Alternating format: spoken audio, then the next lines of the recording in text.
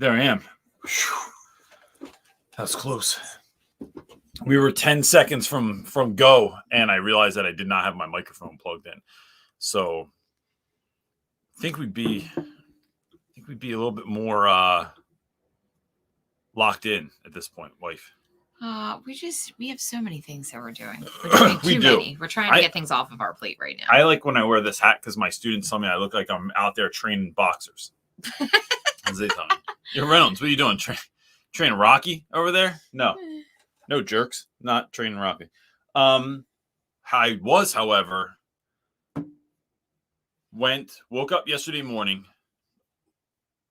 worked, did an enormous amount of family stuff, worked, took my kids to the Christmas village, took our kids to the Christmas village in Philly, then went back to work.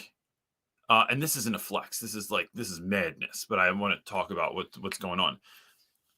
Worked on a real estate project that we're working on that had to be finished this morning by 10:30 a.m. I came home at 2 a.m. I come downstairs so I slept for 5 hours, got up at 7, came home, came downstairs. You were sitting on the couch, and I go, "When did you get home?" And you're like, "I just got home," and so did not sleep. I literally. We both have I took a 45-minute nap, and you slept for a couple hours. Yeah. But all that to say, right, for the guy that's always talking about life-work balance, it is something that is not. It's not there. However, I think sometimes you have to sprint. We are sprinting 100%, right? So we're sprinting with a specific goal in mind.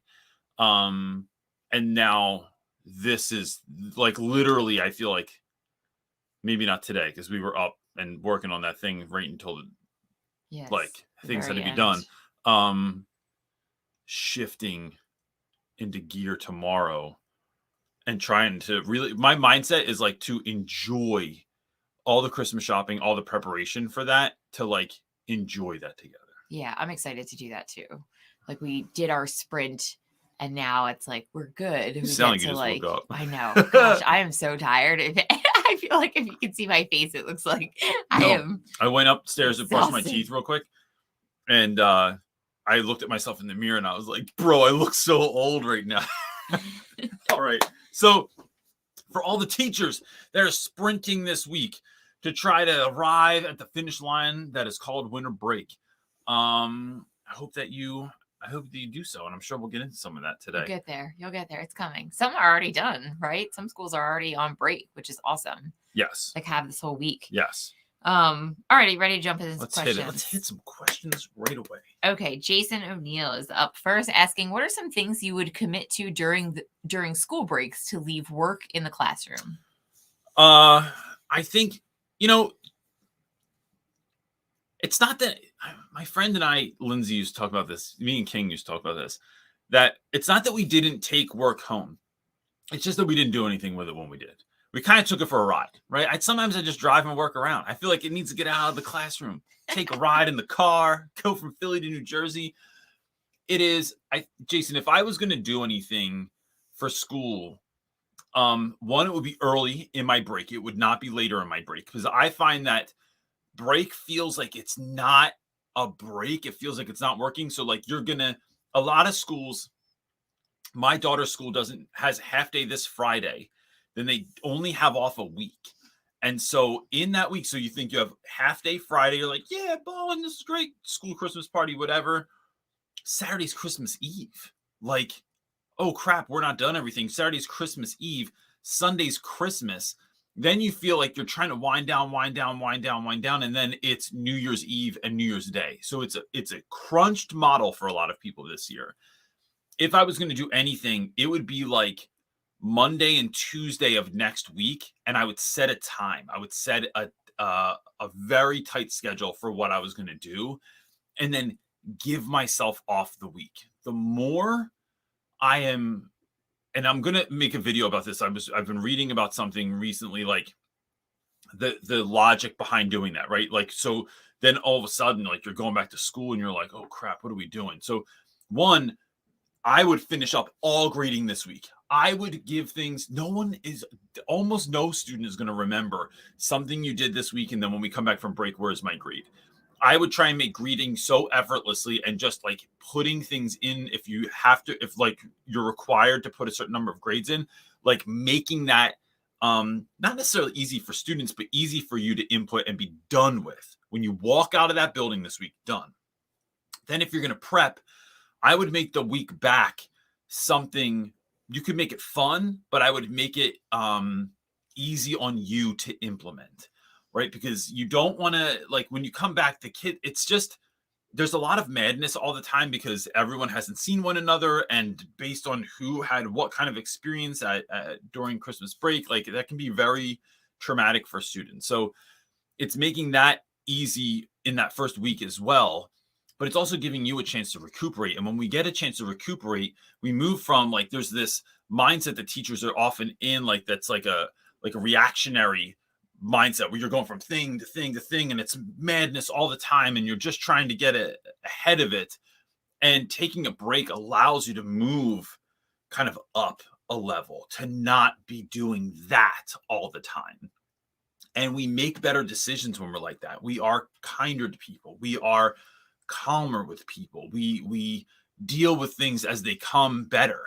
And so I would, again, all grading is the week before, maybe 1 to 2 days of planning, but then, and I'm putting like a cap on that. Like it's 1 to 2 hours a day, something like that, depending on your level of like how long you've been teaching. It might have to be a bit longer than that. If you've been teaching, excuse me, that was weird. But that's kind of what I would be working through. All right. Wendy is up next asking, do you have 1 or 2 weeks on your break in your area? In Belgium, we got 2 weeks. Oh, that was for John Lopez. Oh, sorry. So, well, I'm going to say in Philly, it depends. I know Philadelphia doesn't count school days per year. They count hours. So a lot of Philadelphia schools are already finished. They finished last Friday, so they have off this entire week upcoming, and then the next week as well. But they went back earlier in August to be able to get that. But my daughter's school here where we live only has off next week. That's and we're in New Jersey. Yeah, we're New like Jersey. right on the cusp of the two. All right, hold on. There's a lot of conversations going on. We'll do it. All right, here we go. We got one from good old John. Who knows what it is? He's asking, what would your 3 wishes for all teachers during the break and the upcoming new semester or term be? Oh gosh. 3 wishes for all teachers. I would hope for not just rest, but rejuvenation, right? Rejuvenated is when you're like, if you're playing video games, like your energy is increasing again. It's not just like you didn't just not die, you got better. And so that would be my one hope. My other wish would be that I just wish teachers would have, and look, this is coming from someone who struggles with this immensely, having grace for yourself, right? I think that one of the reasons this is one of my favorite times a year is I love the looking back, because it does 2 things. It allows me to really feel deep gratitude for all of the things that we've done. My wife and I we were like coming home from this project we're working on this morning, and I was looking for a picture of the house we're working on in my phone, and it was like, oh wait, remember we did this summer? Remember we did this in the fall? Remember we did this a couple weeks ago? Like, it was such a great reminder. So like, just one of the things I love to do is just either go through my Instagram, my Facebook, or my phone and see the pictures in the last year of what I've done, to fill up with gratitude for that and have grace for myself on, like, because I'm constantly just thinking about what I didn't do, and I have to make myself feel gratitude. And then, I hope that, another wish. I wish teachers learned how to say no. Yeah. I think because the job is of the heart. It's such a job that comes like for a lot of folks, right? It comes from they they have a heart reason they're here, Yeah. or in teaching and in education. And that can get taken advantage of within the system. And I think it's gotten really taken advantage of over the years for educators. And I just wish they would say no more. Yeah. For their own mental health, right? Not no for children or any of that sort of stuff, but like no, because you can only do so much, and your capacity is important, and your own personal family is important, and these like things are important. Teachers are like, if teachers were professional basketball players, they would also be ushering people. They'd be selling popcorn. They'd be running the grill. They'd be cleaning the bathroom, and they'd be parking cars in the parking lot. Yeah. And so it's like just focusing on playing basketball is really, really important to do. Cool. All right, what do you got? For the next one? Naseem is up next asking, oh, this is a hard one. Why are teachers still underpaid? When will they finally pay us teachers more, as we're the professionals that create the doctors, lawyers, nurses, etc.? That's a great question. And I think I'd really be interested to see what this is an interesting question to see what other people would think. But my go-to is two things. One, I just think that it's curious that when minimum wage here in New Jersey did something like either doubled or tripled in the last handful of years. But we didn't see teacher pay go up at all. And I think my answer would be that teaching is traditionally a female. It is an occupation that has been done by women for years, and that women have often, if not always, been underpaid, underestimated, underappreciated. And so because that's how, here in the US, we have and I can't speak for other countries and stuff like that because I just live in the US, but like, because that is the case, I think that is like, it's just been overlooked. And so I think that that's what it is. When will it happen? I think when teachers demand more. Yeah, facts. And start saying no. Yeah. All right. Well, Naseem is up next for the next question. Do it, buddy. Yeah, asking, what are your plans for Christmas break? Will there be teacher talk? So I think what we're going to do is take off next week because it's Christmas. And then the following week is New Year's Day. We typically take those 2 weeks off from Sunday night teacher talk as a break for us to just concentrate on family and that sort of stuff. And then we start when we come back in like 2 weeks. Yeah, in January, right after the New Year. Then our plan is, now that we have this enormous project that we've been working on finished, it is going to be so full tilt, like stuff, like this stuff. Yeah. Like we get to concentrate on one thing, and that's exciting to us. That's what it feels like. So exciting to know that, like, because look, I mean, I've said this before, but like, this was supposed to go full tilt starting June. Then it was some speaking engagements, some brand stuff, family needs that happen, and like even now, like another death. Stuff. My grandma passed. Yeah, grandma passed, and like but I think we are working on getting in a rhythm where those things can happen, but they don't upend the ship. Now, some things are harder than others, right? I lost a student last week, one of the greatest students I ever got to teach. And Issa was 29 years old, had 5 kids. Something happened, and I won't go into all of that, but like she passed away sort of suddenly. I mean, there was suddenly to me, I had no idea that something was going on. And so that has been a lot this week. That's been like on top of everything else that we're doing. That's been a heavy load. And it's because it's all your old students like calling you up and seeing what are we doing and how's this, what happened, and what are we like can we meet up, and it's been really beautiful, by the way. But like there's been a lot of that kind of stuff. So Christmas break for us is rest, rejuvenation, and rejuvenation that is strategic. It is hanging out with people that are fun. It's spending time with our kids. It's going on adventures. It's spending time with one another and like going out for coffee or dinner or drinks or just catching up on stuff on TV, like just spending the time together, all of us. And So we're going to take 2 weeks off because, when you don't do that, I wouldn't even mind popping on Christmas. It wouldn't even, because my kids, like, they open gifts and then they're like doing stuff, right? Like, I feel like there's a lull on Christmas afternoon, but it is the mind share that goes into thinking about, like, what are we going to talk about today? Getting everything ready, setting everything up, like getting everyone in place.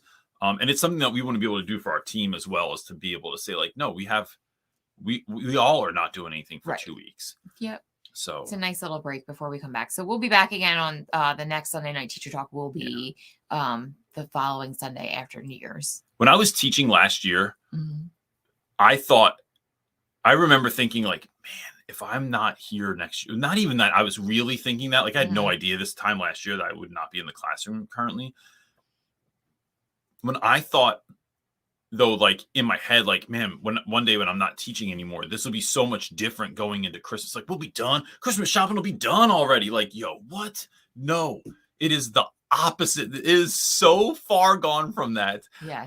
We were going to do like a whole Christmas display this year. No, we did. Hung up these lights right here. Hey, they're beautiful. That's what we did. They are. Alrighty, ready for the next one? Do it. It's Nassim. He's like fired him one right after another. I love it. So Nassim, he knows the game. I know. He's asking, what are the waving books behind you, and how do you get them to wave? So move. The next one says move. The Force. These are, so I started recreating this background, and we might have other backgrounds coming up too. I'm hoping for in the new year. As we look to, like, get a studio to start filming out of, but my wife is telling me not to talk about that right now. But these are not perfect yet, but these are the flying books for my classroom. So I try to there's a video on YouTube, a how to, if you want to. I talk about how to build floating bookshelves, and then these flying books. This guy's falling apart a little bit over here. He needs a little help. He needs a little love. But the top one's great. But I stole that idea from a store called Anthropology. Yeah, they just hang there. So they move, like, they turn a little bit, but they're flying. Yeah. That's how we get that. We don't do anything to get them to move. I gotta That's fix how they them do it. so they don't keep moving, though. Yeah. Because I can't make videos. The edit will just be like, as I'm talking, they'll just keep shifting and stuff. Okay. Nassim again. He's asking, what is your New Year's resolution? Ooh, this is a big one to see. If you only knew. CJ loves New Year's. I love New Year's resolutions. I have two minds. So a lot of times, rather than just the New Year's resolution, I have themes for the year. What are you raising your hand for? Someone in the comments, Sarah, said she created, I'm assuming we're talking about flying books. She said she created them for her classroom and everyone loves it. I was voted best decorated room. Love it. I love it. That's awesome. I have two ideas in mind, two words that are my, or three words rather. One is radical, and not like bro, radical. Like, how can I be more radical in what I'm doing? How can I be more prolific in what I'm doing? How can I really level my life up? My business up, my output up, my relationship with my kids, my wife, all that stuff. How can I be more, like, radical in that experience? How can I be more radically accepting of things that are happening in my life or have happened in my life? And so I've seen a lot of growth from that. To be real honest with you, today, December 18th, is a day that for years, I just got so depressed on, man. This is today's the 24th anniversary of when my mom passed away. And it was easily the most significant day of my life for many years, right? And so I've grown from that time quite a bit. But, like, how do I get more radical on all the things that I'm doing? That's one. The other thing is, man, here's one. Slow down. I have a tendency to start things and not finish them, to get going and do it, like, pretty good. And then it looks like the little rascals built a tree house, right? Whereas my wife is incredibly detail oriented. will stick with something until it is damn near perfect. And sometimes that drives me insane. It makes my hair start falling out, let alone turn gray. And so it is, so in this new year, that's one of the things I'm thinking about is like, one, how do I get more radical? But at the same time, right, here's the juxtaposition is how do I slow down to the point where I just found my daughter and I have been going to antique stores. I found a full-fledged giant stoplight, like a traffic light. And it's like this thing's like 4 feet tall. And it was not as expensive as I would have thought. And I thought about getting it because someone rigged it so you could just plug it into a wall. And I've been thinking about buying that thing. And I want to put it in my studio or my background or whatever. Oh, we have so many fun props for studio changes and background changes. Yeah, that's an homage for me too to Mr. Rogers. If anyone ever watched Mr. Rogers' Neighborhood, he had a traffic light in there. If you notice, it only flashed yellow. And that was a reminder for him, for the people that he worked with, and for his viewers to slow down. And so when I got hit with that word this year, those two words, slow down. And then I saw that traffic light, immediately made me think of Mr. Rogers, and it was like, this is something I need to have, and I need to possess this. All right, hit it, Lee. Naseem up again. Let's go. This is Q Sunday Night Teacher Talk with Naseem. I know. Asking what will be your Christmas shopping like? We love Christmas shopping for real.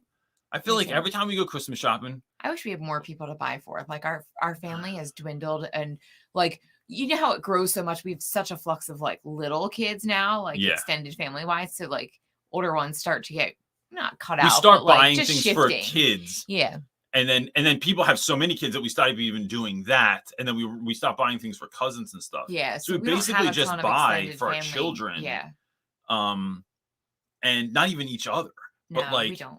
But we seriously, we make, even if it's insane at any store, we like make sure we get a treat when we're out. Like we get a delicious treat, which now you got to get gluten-free treats. I don't know. We're just eating bacon on a stick or something like that. But it's really... we eat treats, we get coffee, we take our time, we look at stuff, we make a conscious decision to not be run over by people in stores and pissed off by people. I only get good parking spots. I'll tell you this. This is true. I've talked about 95% of the time, I get in the first 3 parking spots at any store. I did it at Target the other day. We did it when we went to Legoland on vacation. I cannot even believe it. When we went to Legoland in New York, we literally roll up. It was the very first. You could not have gotten a better spot. It was like the guy that was the people that were getting valet parking had to go further to get the car parked valet than I did where I was parking. It was crazy. This made me laugh. So, okay, are you ready? Yeah, so we just decide to enjoy it all the time. Yeah, it's really, really fun. All right, our next question comes from Kim. How would you respond if you think a student is high in class, smells like weed, red eyes, glaze, sleepy, etc.? I work at a Title I Philly high school. I don't want the kid to get a legal record, but I know they must be going through a hard time to be smoking before and at school. So, Kim, that's where you start with it then. Yeah. So I've had any number of students. I'm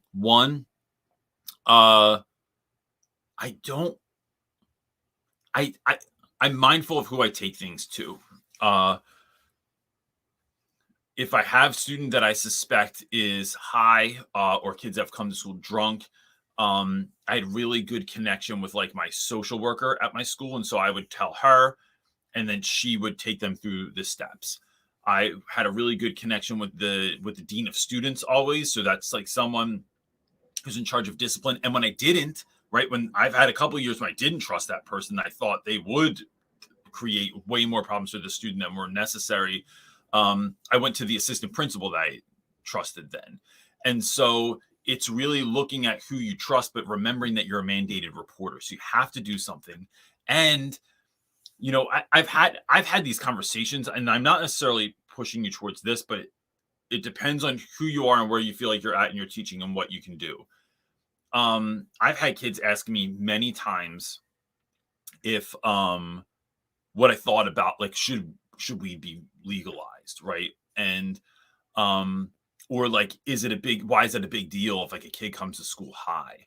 And I talk about that stuff. Like, we keep it real in my classroom. And I shared with kids, like, look, y'all are playing a game and you're not even showing up prepared. Like you wouldn't show up to a football game stoned, right? Or drunk, because your performance would be less. And if students are, sometimes kids are just smoking weed for school because they're young and they don't think and whatever. They just think it's funny. But a lot of times kids are self-medicating. And I think what we want to do is we can't be the decider of why they're doing whatever they're doing. So we have to find someone that can do a little bit more of a deep dive to check in with that student to make sure that they're not suffering from anxiety, that they're not suffering from depression, that they're not suffering from dealing with trauma at home, that there's so many other things they could be struggling with, that is actually helping them to show up to school in a better way than what they would have otherwise. We need to make sure that kids are getting taken care of more holistically and not just trying to like self-medicate, and especially self-medicate on whatever friggin', weed they're getting from their buddy on the street or edible that someone made at their house. You're not even it's not even like medical quality. It's like you are literally finding something to numb yourself with on the street, and that's what you can get. And so, but you don't realize the long-term implications or ramifications of what you're doing all the time. So yeah. All right. Laura is up next asking, saying, "Hi, Ronald and Not So Secret Wife, loving the new office space. Thank you. What are your tips for approaching admin about mixed messages our staff is being given about holiday projects and lessons? We are confused as a staff, therefore I'm guessing our children are too." I find that it is asking directly in a public setting, if possible. So if there's a staff meeting, it's asking directly and not letting go until you have your answer. You have to be like you almost have to be so annoying, I feel like, to even tenacious. like prove them, like almost to not just say like, "Oh, okay," to like a political kind of answer, because those answers that you get when it's like they say a whole lot of stuff but don't really say anything. They don't actually answer your question. Like with that happens, I feel like that's what you're talking about, being tenacious with. So, to get a clear different admin, answer. right? Some people have admin that will just answer it, or that you can push back or ask a follow-up question and they don't get offended. But a lot of times you can see the body language where they don't know the answer. So they're not sure what to say. So they don't say anything. So they just beat around the bush. And so it's literally going back to what someone's saying and saying, so what I'm hearing is we are supposed to give projects or things over the break. Or can you give us an example of a project or a lesson we should give over the break, or how much work should we give? Clarity for what this means. You're literally asking follow-up direct questions. One of my favorite lines of all time is in the movie Philadelphia with Tom Hanks and Denzel Washington, where Denzel Washington, who played a lawyer in the movie, would say, "So explain this to me like I'm a 2-year-old."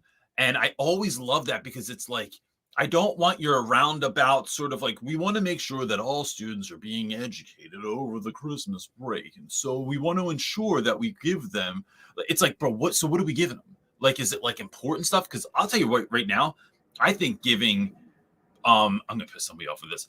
I think giving work over the break is a terrible idea. I don't think anyone, that's why it's. Is there any teacher that really thinks, like, for real, like, are there real teachers that really think that that's a good idea? Cho always gave work. She did? All the time. I'm gonna yell at Cho. Cho would give like a project. She'd be like, "I don't care. This kid's got to learn. They're just gonna fall off. They got to catch up." Like, no, that's crazy. Cho would give work all the time. Yeah, I wildly disagree, but that's okay. So I still love Cho. But that was me and Cho, right? Like, so there were like Rebuy would give work over break all the time and stuff, and it was, to me, like, no, you're on break. Like, I don't give work over the weekend. That's why I don't even give homework. I'm not going to give homework over the break. So I think it's good for kids to reset. We want to talk about social, emotional care and health, but then we're not like, if I gave work, I would give work, but it would be like take a walk every day, right? Or like I would tell kids like do fake karate, and then I have kids like literally filming themselves doing fake karate, and then they would send it to me in my school email, and I have like 10 messages of kids doing fake karate, which was great. But that's kind of what I would be thinking about. But it's asking those direct questions or sending an email and not give, if you don't all understand what's going on. So there's still a bit of confusion. We apologize. Here's this, or don't even apologize. I got away from apologizing a long time ago. It's just asking that question. Because and the way you communicate it is that we need to be able to communicate this clearly to students and parents. This isn't just about us. I still have parents asking this. I have a student asking this. So that's a way to get a better answer than to say that like it's you. You're just out here being an advocate for the community. Yeah, she's agreed with you. She said she thinks that her admin just doesn't know themselves. Yeah, and that's what you had a very, very. So then what you end up doing case. is having newer teachers give a whole bunch of stuff because they think that's what they're supposed to do. Other teachers are giving nothing. Yeah, nobody. Then really newer knows. teachers are coming back to school and they get a mountain of crap that they have to grade off. So it's like you just came back, you're feeling all refreshed, and now all of a sudden you got 9,000 assignments that you have to grade all of a sudden. And it's just like, oh, it's like when you come home from vacation and now you have like 4 suitcases of laundry to do. That's not fun. Oh, I know. Tell me about it. Says every mom. Okay, ready for another? There's some dads out there that do laundry. Probably. I'm just not one of them. Yep. You told me not to do it. I did. All right. Chris is up next asking, what subject do you teach? So I left the classroom in June to become for a number of reasons I've talked about. There's a whole video on it you can check out. It's called Why I Left Teaching. But not because I dislike education. I love education. And that's what I get to do more of now is educate teachers. I taught 9th grade English primarily. That's the thing that was the through line every single year, no matter what. For 16, 17 years, I taught 9th grade literature. And then I've also taught 10th grade English, 12th grade English. I've taught poetry. But the thing I've taught the second longest is a class called The History of Hip Hop, which was a way essentially to teach almost everything on the English curriculum, across curriculum, like from 9th to 12th grade, like hit a whole bunch of standards, but through the lens of hip hop. And that was for, I don't know, over a decade I did that. Okay, Chris Carson is up next asking, how can we best utilize this time off to reinvigorate ourselves for the second half of the year? We need help, Coach. Chris Carson, we wished you a happy birthday. I should have called you. I don't know why I just didn't send you a text, but I don't know if you saw it the other week. I don't think you were on here. You were celebrating your birthday. We had an end. We missed you. We had a little Chris ending there. Chris, when I think about revitalizing myself, there are things I like to do for myself. Like I love getting massages. It is one of my favorite things in the world. I love doing like sensory deprivation tanks, like so it's like floating in salt water for an hour. But what I'm learning is there need to be more things in a given day that are fun. So one is I pay attention to what I'm not doing, right? So there's certain shows, there's certain kinds of movies that I just see. Like I watched this movie the other night. It was a great movie called Southpaw with Jake Gyllenhaal. He's a boxer, but it was sad as hell. Like it just kept getting sadder and more sad stuff happened. And my life has had enough of that stuff in it. And I'm not trying to wipe out sadness or not pay attention to it when it comes up.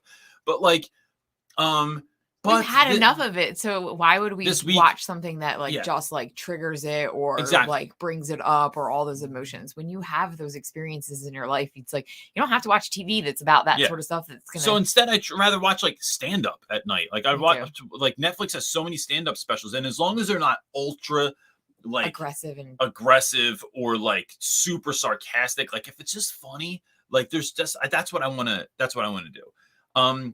Walking, I've read a lot lately about like either taking a walk, especially outside and near water.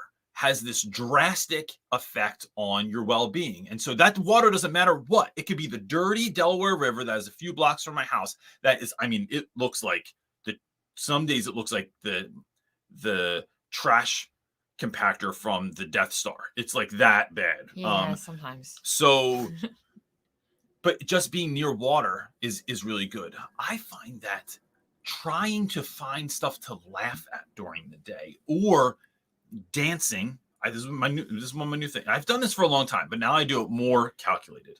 Just dancing for no reason. And I'm not a good dancer, but I'm a really good bad dancer. And so, like as we've been working on the real estate thing, like how many times I just like, I'm just you like, just had the radio on, you know, when you're just working on a house, you just listen to some jams and you're painting, like, oh gosh. Man, there's a local radio station, 88.5 in Philadelphia, that did like 2.5 weeks of all 90s music. And oh man, it got crazy in there sometimes. So it's doing that sort of thing for me, is like looking for the joy in the everyday that I don't have to go. I want to break that down. Please do. Because that's specific to you. And you've been I love when we do this. This is my favorite, when I say a thing and I feel like really good about it. And then you're like, actually, there's another side to this. Well, so you're right on with what you're saying. I just want to clarify for people so they can pull the same resource for themselves. I think one big key about this is that these are things that are unique to CJ and that he is noting that he needs in his life, right? Laughter, fun, joy, those are all really life-giving, fill your cup up things and people, right? Like your family or hang out with friends and these sort of things. I think it's about really bigger picture for everybody else. It's noting what fills you up. What are those things that really fill you up, Chris Carson, that you could implement in throughout your day? And then I think it's a science, right? Knowing just a walk. Everybody benefits from a little walk, even if it's around your block, if that's all you can do. Yep.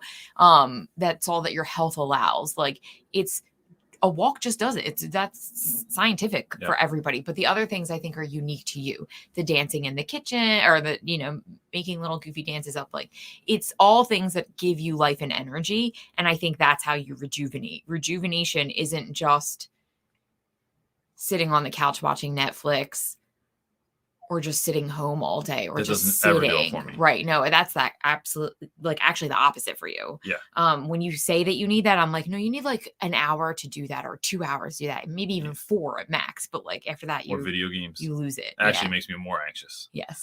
So I think it's being specific about you though, and what fills you up and brings you life, to like try and implement them in small ways throughout your day instead of making it one big thing. Yeah. I don't know. I hope that helps. You're right. I still think Chris Carson should dance sporadically, though. Oh, for sure. Or just dress up in costumes. Please send a video, Chris, if you get to that point. All right. Looking for another question. Sorry. Okay, here we go. Patrick, and this is a great question, asking, as a 23-year-old Black male entering education who wants to help young teenage Black children, how do I get them to connect with me? Because I assume there may be some pushback. All right. So if we're real about this, Patrick, there was a conversation I had, and I think I've talked about this on Sunday Night Teacher Talk. First of all, I love your profile picture. I'm wondering if you took that or if you found that somewhere. But there was a conversation once. I was with a bunch of Black male educators in my school, and there was this conversation around the idea of how it is perceived many times that like Black male educators are, because they're like referred to as unicorns all the time, show up in the classroom. They like, everyone thinks they're going to have it easier. And for any number of reasons, right? That was just like more than I need to get into at the moment. But the point was that is very often not the case. That oftentimes there are certain students who are actually triggered by having Black male teachers because, if their dad isn't around and mom has had a boyfriend or they have a stepdad, and now there's like this tension there where like they identify just the same way that some students will perform better for male teachers and not female teachers because they live maybe alone with mom or with grandmom, or they've had a situation where there's some childhood trauma. with an adult female in their life. And so now there's that automatic tension. It's like the sound of someone's voice or the way that they've been talked to or something like that, right? So but my point there is that it was really fascinating to me to hear these gentlemen talk about how there's this sense that it's going to just be easier because you're young, because you're Black, because kids identify with you, because you're into what's cool, right? Or what, and that's a mistake I think a lot of young teachers make in general, is they think, well, I know everything that's cool. And it's like, but you don't, because I don't know, because I don't think you can if you're not a teen. That just works. That's and the way I it think works. anyone that's ever acted like they were down to a large degree has suffered because of it. Because because you're 23, they're like, yo, you're so old, bro. You're so old to kids. And so that's just something that I thought was fascinating. Now, I think for anyone to really connect with students is to be willing to go into students' worlds and see that. So like I'm looking at your profile picture and like there are a number of kids I have that love J. Cole. That his words, his lyrics are prolific, they're prophetic, he speaks the truth. And there's other kids that are like, yo, it's too serious. Like some of the stuff he's even talking about. And because we would talk about J. Cole a lot in my hip hop class, and it was just too much, in the same way that Kendrick it's too much. I don't need all that. I'm trying to just like party. I'm trying to just like have fun. I'm not into that. Like, I'm not trying to be socially conscious in what I'm listening to. And hip hop has always been like that, right? Like hip hop, there's always been like the KRS Ones, and that's the Sound of the Police. And there's always been, I know I'm trying not to go down a rabbit hole here, but I love this conversation. And there's been this flip side of like, Salt and Pepper Push It, right? Like, it's like, there's always this sort of dichotomy. The point I'm making though, is that when students tell you they're into something, so right now, Fortnite just did a partnership with Mr. Beast. No, Mr. Beast, but what's the anime? My Hero Academia or something like that. When my son told me about it, I immediately knew that I didn't know what that show was or what it was about. But I'm not going to sit here and watch, because some anime shows have like 9,000 episodes. But I would literally go on YouTube, look it up, and someone's going to be on there explaining it. There's some guy or gal that like has a YouTube channel that they will explain to you like what's the basic principle of this. Then I would watch the Fortnite trailer with those characters in it so I could go into class and speak to it, right? So it is not just trying to bring kids into my cool or to what's cool for me. And I'm not like trying to project that on you in the least. I'm really talking about mistakes I've made and people I've worked with I've seen make, where they're trying to bring kids into what they're so awesome for them, instead of showing up and just being really fascinated by students. My buddy Wade King says you need to be a student of your students. And I think the part of the way that happens is being willing to go into your kid's world and then having the courage to bring that back to your classroom. And so that is just so gold. Like, I don't know if people understand. Like, my boy is on the spectrum. He's dyslexic. He's got a whole host of like things, right? But if the teacher talked about whatever it is that he was focused on at home in culture, pop culture wise, if they would have brought that into the lesson, he would have been on lock. Like, he would have been mind blown, like, came home and told me about it and like been excited to do whatever the work was. That is just, I just don't like. But it's also communicating. You're right. You're 100% right. But it's important to just note too, before I forget, that kids need to know that you're not trying to be cool. You're trying to be relevant. My students know all the time. I have no interest in, like, I used to watch Love and Hip Hop. It's one of the worst shows that's ever been created in the world. And I apologize if anyone out there is interested in this, but it is one of the worst shows. But when my students kept talking about it, I was like, bro, I got to watch this. And I could only stomach like 2 episodes. But then I knew, all right, this is the dynamic. This is what we're talking about. This is who's on there. This is what the basic premise is. Then you can even ask, why do you like this? Then I go and I'm like, bro, I swear, what are we even watching? Because I watched an episode and a half of it, before I just couldn't do it anymore. Like, Reynolds, you watched Love and Hip Hop? Yes, I did. I had to wait till my kids were in bed, thank God, and I watched it. But there's been other things I've watched that I've really, really enjoyed. The whole series that I've been put onto, like that I've watched the whole, like I don't know a whole lot of grown-ups that have watched all of Gravity Falls, but it is a great. I know, I'm not even show, like animated shows, and right? I liked Gravity Falls. And that's a little bit older of an example, but it's constantly stepping into those spaces and places where your kids are. And that takes courage. And then and time. I think you have the other to, like, thing, listen. The other thing, you're right, is meeting our kids where they are and not where we think they should be. Not damning kids for where, and I see a lot of teachers do this too, and I just wish it would stop. It's like, if a kid is on a second grade reading level in the 9th grade, it's not because he's lazy. It's because he got failed by the system. And so how can I meet you where you are, tell you you're great, tell you you can do it, and then I'm going to actually try and help with my community build a plan to help you get there. So look, Patrick, my best to you. If there's anything we can do to help you out, as I say to everyone, like, please let us know. We're on here every Sunday to try and help people be who they're called to be. Yep. That was a long answer. Yeah, well, I said it was a good question. The pop culture. I can't turn it off. I know. All right, Michael Wilson is up next asking, what is your number one best practice for having a good New Year's restart in your classes? Happiness. I'm so happy to be back. Guys, so I taught all boys for so long. So would you say it's like scrapping, like not holding on to whatever, if you had a terrible 100%. first part of the year? So it's like a fresh start. I'm so thrilled to be back. Gang, this is going to be incredible. I have some really great stuff that I'm excited to go back from. How was your break? How is everybody? Like, gosh, I missed you guys. I missed you so much. Like, and then getting students excited about coming back. The number one fear, like, look, everyone's nervous going back from break, right? It's always nerve-wracking.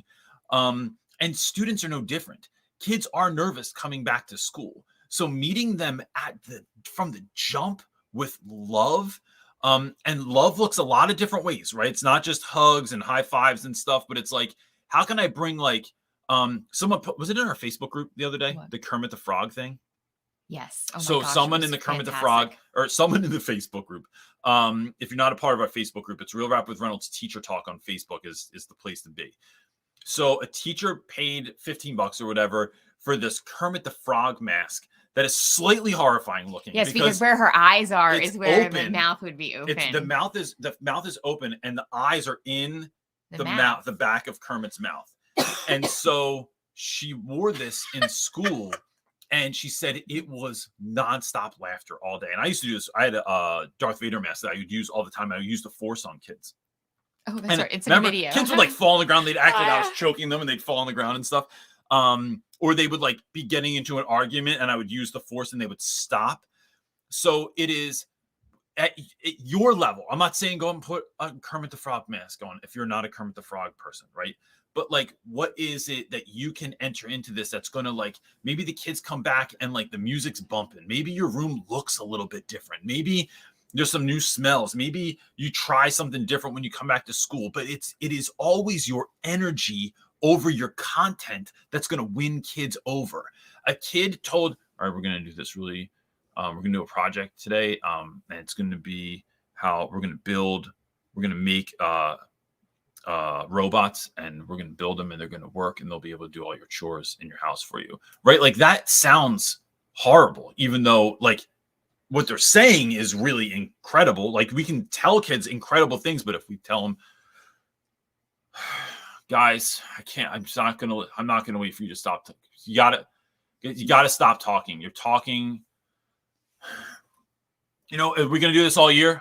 We just came back from Christmas break, and we're going to do this all year. Like, when we go into it with that, instead of like, all right, I need y'all to stop talking right now because I'm about to get into this and I'm going to blow your mind. And I don't want you to miss this. It's going to be incredible. My daughter is laughing at me from my peripheral right now. So you want to go into this with confidence, with excitement, with love. That's, I think, how we bring kids back and we get a fresh start. That's how I would do it. All right. Our next question comes from Mr. Boland asking, what is your best advice for young teachers who are burnt out but need side income? My best friend when I was a kid was Brian Boland. Oh. I don't think this is him. But if it was, it would be great. So I think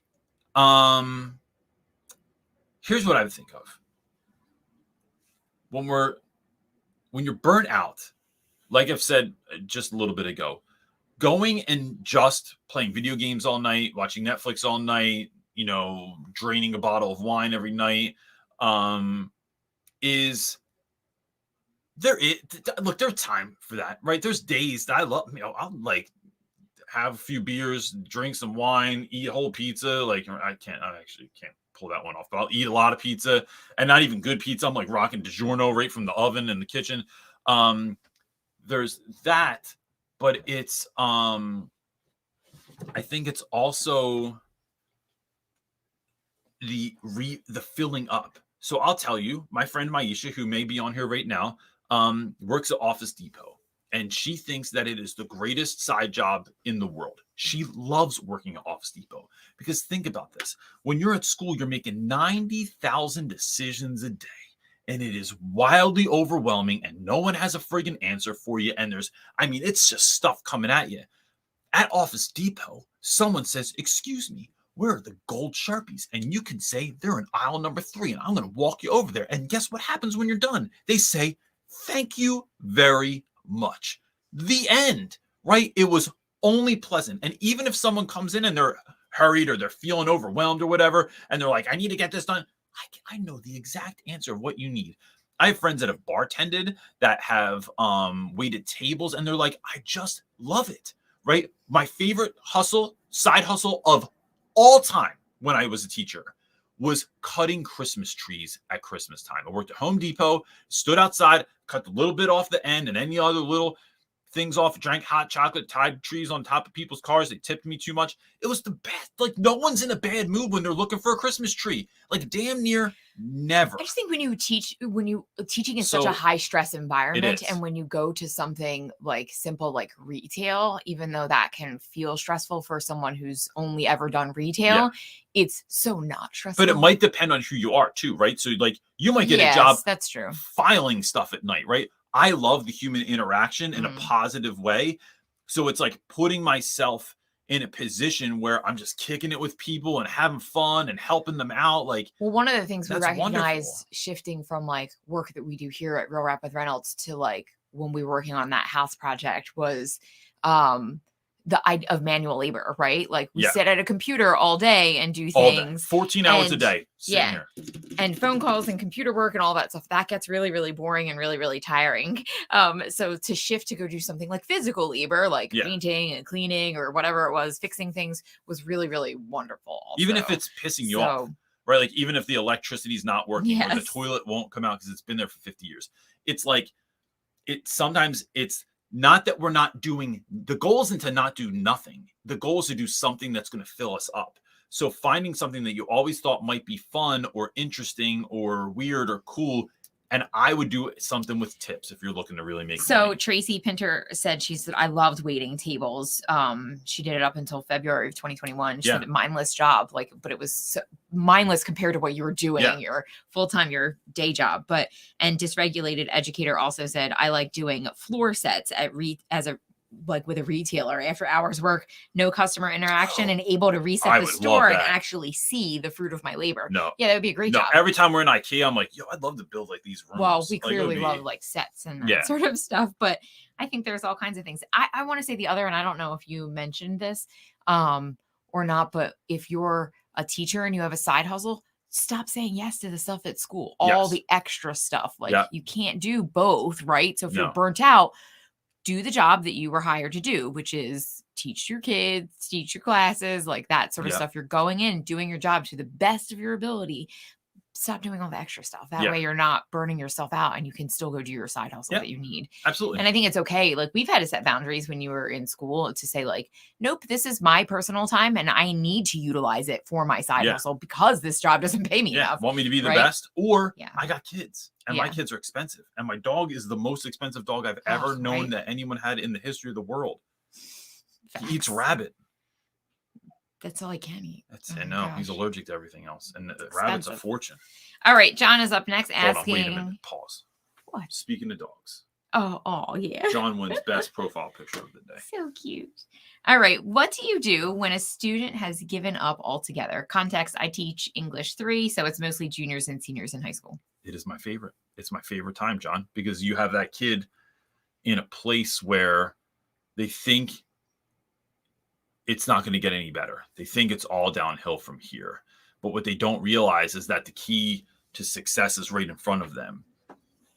And so it's having that conversation about that kid, because that kid thinks that this is all about them, right? Because this is how teenagers think. By and large, teenagers, they just think about themselves all the time. All day long. So like when we worked, was it yesterday? We were working all day, came home late afternoon, and our son goes, I'm putting him on blast right now. Oh, thank God you guys are the home. day before. Starving. Both of them. Our kids are 13 and 15. I walk in the door, both of us, after being like, Oh my exhausted gosh. and working. You're They're literally home. standing in the living room and they're going, we're starving. And I'm like, I got so mad. I was just like, so much food. And it's not even, none of it's even hard to make. It's Make not, a I peanut didn't butter say and like jelly. make yourself like a chicken cutlet and mashed potatoes. Like it was like, you're a teenager, eat ramen. That's what you all eat anyway, but like, which is really horrible for your kids. So the point that I'm making here, John, is that when you can start talking to students about things like, man, John, so I'm calling them like their name is John. Let's say your student's name is John. John, let me talk to you for a minute, man, because I'm looking at your grades. I'm looking at what we're doing in class, and I'm concerned because I'm wondering who lives at home with you, who means the most to you. And innately, kids will talk about like it's their cousin or their brother and sister or their mom or their grandma, man. And so what is that person going to do when so you're just going to like, have you ever thought about how, like in the neighborhood that I taught in West Philadelphia, right? Things were tough and for a lot of students. And so I would try and shift the conversation to like, do you ever think about if you did well in school, or just learn to do well? I don't even care it's not even about school, right? If you just learn to do well in life, like how you do anything is how you do everything. If you really took that seriously and you really realized that this was all up to you, that your success in your life was based on no one else. It wasn't based on what you went through. Like, and look, there are variations of this. I realize that trauma plays a part in a number of these things, and odds are stacked against a number of students. But if I can get kids believing that they have the power to change their lives, and then how that doesn't just impact them, it impacts your sister. So wouldn't it be awesome?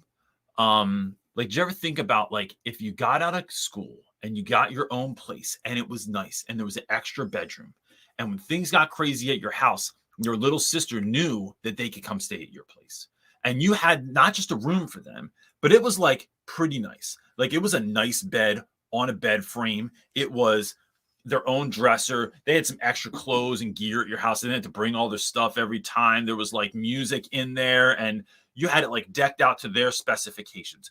What if you had like some good food there too? So like when they came over and they're feeling some type of way because things were going tough in school, but they knew they could come by after school and like get snacks, or that you were going to make dinner, or that y'all could just go out for dinner. Like, you know what their favorite place, their favorite place is the Olive Garden. What if you could go every Friday, take your sister to the Olive Garden after she worked so hard that week? What if your brother, instead of like going to whatever barber, you knew the guy in the neighborhood and you could take him to get a proper haircut where you knew it wasn't going to be a mess up? Because we all know that like if you get a messed up haircut, kids are skipping school for 2 weeks, man.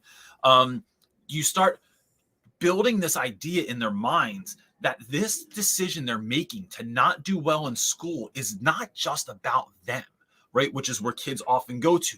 But that you doing well is not just about you making money or you going to college or something like that, but that school leads to college or to a profession, depending on what you want to do in your life. And that is going to lead to ultimately, are you doing something for the rest of your life that you enjoy? But what are the fruits of doing something? What is that money you're making? What is that doing? It's not just buying you shoes and clothes and cars and stuff. It's how are you blessing other people with that? How are you blessing your grandma? You know, I had a kid one time, his grandma Dad was never around. Mom was caught up in her own stuff for a very long time. Grandma basically raised him since he was a baby. Grandfather was incapacitated, right? So grandmom's taking care of grandpop. She's working 2 jobs. Your grandma, who should be chilling, is working 2 jobs to take care of you. And wouldn't it be? And so what I don't say is, do you want her to work that hard so that you could do nothing? Is that like, I'm not trying to guilt someone. What I want to do is try and fill them up with possibility. Wouldn't it be awesome if you did great and your grandma didn't have to work a whole other job? I'm not even saying you're retiring her. I'm saying she didn't have to work a whole other job so she could work 40 hours a week. Wouldn't it be awesome if every 2 weeks when you got paid, you made enough money? Because you're not working, you're not making minimum wage. You're making something, you're double that, triple that coming out of college or coming out of high school, depending on like what profession you go into. And you're just getting her groceries every 2 weeks. You're just dropping groceries off. I just get them delivered to grandma's house every 2 weeks.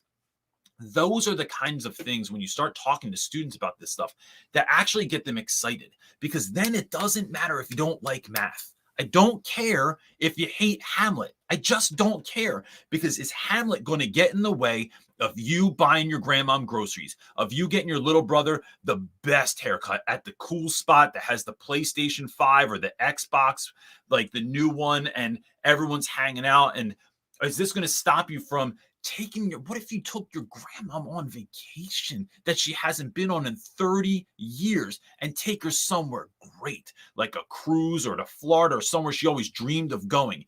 These are the empowering conversations that we have with students, where then it's not about education. It's not even about you right now. It's, are you going to let this get in the way of grandma, of your brother, of your sister, of your grandparents? And so I think that those, when kids, it's literally any great sports movie you've ever seen, right? What does Rocky yell at the end of the Rocky? Rocky doesn't yell, "Rocky, go me. I did it. I'm a champion," right? Or almost champion, because Apollo won the first one, spoiler alert. But it's Adrian, right? It is always someone else that can be this positive driving factor in our life of what we're trying to bring for them. So that's where I would go with that conversation. That was a long answer, but that's one I get heated about. That's a good one though, because I think people always, they want to like connect to kids. They want to help motivate them, but man, the typical stuff isn't a motivator all the time. You have to make it like about their life, like somehow, because it's like school just seems so stupid and boring for most kids, right? Like they don't see the skills that they're learning from it. Yeah. They don't see the connection to the bigger life picture and how it gets from A to B. It's part of the journey. Yeah. And I think if you can break that down and make that connection for kids, it can really, really shift, like you're saying. Yeah. It can make all the difference. All right, let's answer another one. Miss L is asking, this is a good one. Merry Christmas and thanks for the great content in 2022. Awesome. How do you plan to stay relevant to teachers in 2023? And any advice for decluttering teaching stuff / paperwork without tossing it all? All right. So, gosh, you already know I was going to say that. You know him. So let me say this, Miss L, this is a great question. I think because I'm not in the classroom any longer. And so how do I stay relevant? And this is a question that like educators that step out or are thinking about stepping out, especially those that are like writing books, they're speaking a lot, like that takes you away from home a lot and takes you away from your family a lot when you're doing that sort of thing, more than say a regular job would oftentimes. And so it is just like I stay connected with students. I haven't been 15 years old in a really long time, but I constantly was able to enter that world with my students to bring that back to my classroom. And so the way that I plan on being relevant so that I can continue to do this work online and beyond is by staying connected to teachers in an unprecedented way. So I have, I was just thinking about the other day, it's like, how do I get back in classrooms? How do I get back in touch with teachers on a ground level? How am I constantly staying in the know? Because I can't do that from my house, right? I think you start forgetting very, very quickly what it's like to actually be in the classroom and go through the things. And it's this sort of Pollyannish outlook. And a lot of people that are in sort of this position, like the speaker, the writer, the content creator, that aren't in the classroom. It becomes this very Pollyannish, or this sort of like the good old days, or that kind of mindset. I don't want to do that. I want to have like dirt under my nails all the time. And so that's one of the ways I plan on doing that. It's also by just asking. Everything we've ever created on our YouTube channel, every video that is created, with the exception of brand deals, and even brand deals come to me and I think, is this something that's actually useful for teachers? I've never, ever taken a brand deal that wasn't, that I didn't think was awesome. Like that was great for teachers. And I've turned many down because I didn't think that they were. And then it's the asking. So like writing my book was something teachers asked me to do, creating a Facebook group, creating a Sunday night teacher talk, doing workshops, like all these things. I could go on and on and on, have always come from our community. And so that's another way that I plan on doing that. And if I can't speak to something, one of my huge plans in the next year is, I used to just not speak about it. It's finding the best, the people who are the best in that area, and bringing them on to teach. And so that's one of the things we're planning in 2023. Advice for decluttering stuff. I think one is making it neat, right? So like there's this practice that I love. It is called knolling, and it drives my family a little bit crazy, but my kids started doing it. Knolling is, there's stuff all over your desk, and instead it's putting all like things together and organizing them. I love being ultra organized, having a place for everything. So these aren't even all filled right now, but like, look, if you have star confetti, it's not in a junk drawer. It's just in the thing. And you'd be surprised how much I use star confetti in my life. If you're using googly eyes, if you're using number 4 rubber bands, not any rubber bands. I don't buy sorted rubber bands. I only like number 4 rubber bands. I only like black and gold Sharpies. I do have other ones I use for other projects, but that's what I use all the time. Black Sharpies are in their own bin, right? They are not with all the colored Sharpies. They're only in the black Sharpie bin. And so it's having a place for everything. And then a practice that I started doing a number of years ago is, and when I look around my classroom, if I have not, I like to always have everything there for any possible idea that I might have. This is an idea I got from Thomas Edison. But because I don't ever want to have to go get it. I want it to be there. So if I have poster board, foam core board, tracing paper, giant Post-it note things, like I like that all to be in stock. But if I haven't used anything in several years, I send it to a backstock area. And for me, that's my attic. Attics are treasure boxes. They're different than basements. Basements, I pull things in and out of all the time. But an attic is like long-term storage. So I'm not getting rid of everything. It's just out of sight, out of mind. So my immediate situation is clean, is clear. Even backstop of like when I did a gig with Staples earlier in the year, I got about 90,000 of certain things, right? Index cards, Sharpies, Expo markers, Post-its. Not a bad thing to have. I just don't need 90,000 of them right in front of me or in my drawer. I have 2 in my drawer. They're 2 different colors. Everything else in the attic.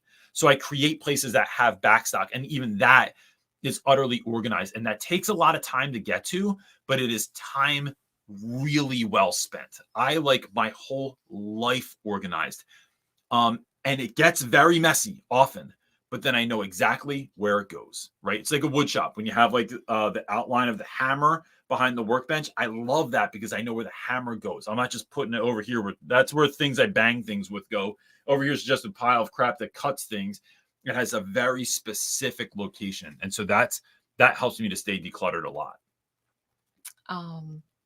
We're over an hour, but there's another. Miss L has a second do question one more if you want it. Yeah. This is the last show of 2022. That's true.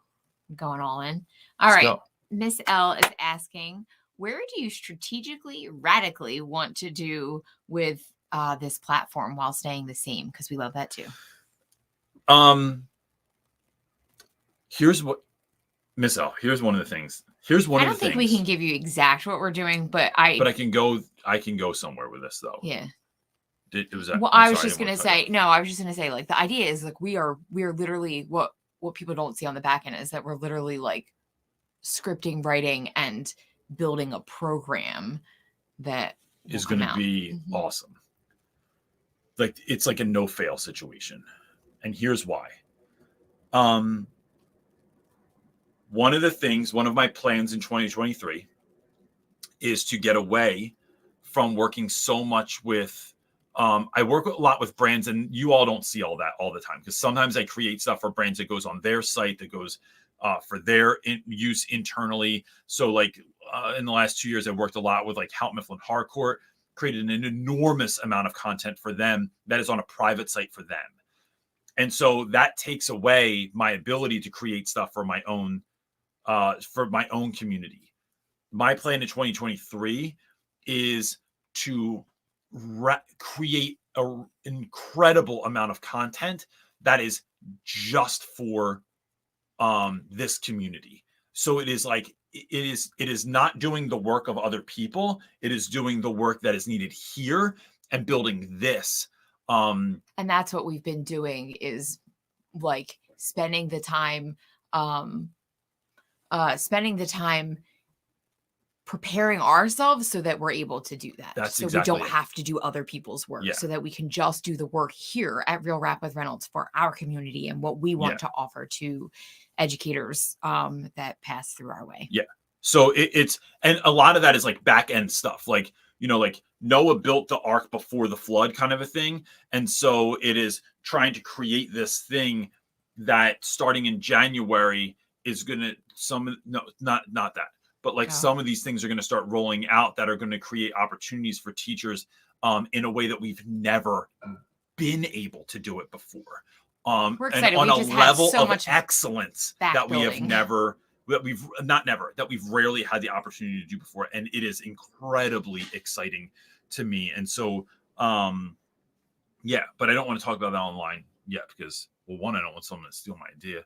But it's coming. There's lots of stuff. Just know that we are really, really busy working on all this stuff and ideas and building to be able to even our facilitate like our dreams. Let me share this.